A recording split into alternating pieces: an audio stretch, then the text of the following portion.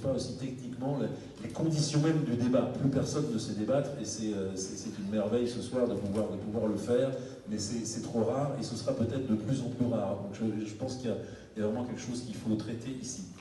À part ça, oui, la paix est un combat, ça fait penser à la phrase de Shimon Peres qui disait il n'y a pas de situation désespérée, il n'y a que des gens désespérés. Donc la paix, c'est une capacité personnelle, il n'y a pas de structure de la guerre, il n'y a pas d'ADN du conflit, etc. C'est un effort personnel qu'il faut sans cesse mener.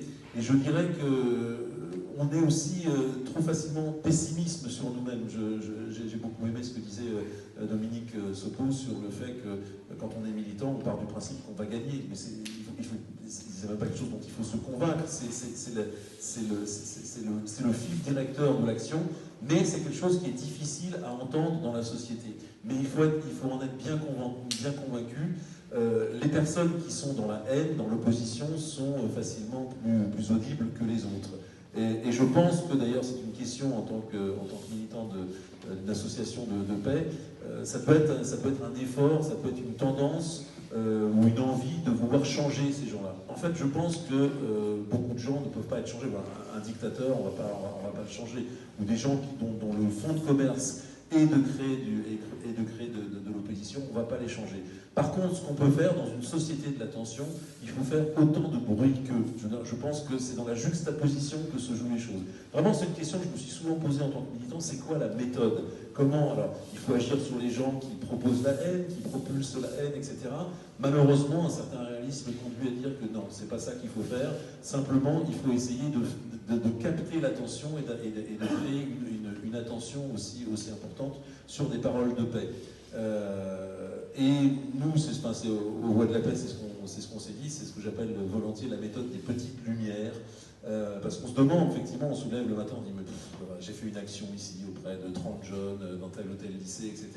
Et on allume la télé et on voit que Poutine balance des bombes et tue en une seconde 3000 personnes ici, un autre dictateur dans le monde fait la même chose. On se dit mais c'est quoi la disproportion des moyens? Mais je suis convaincu de deux choses.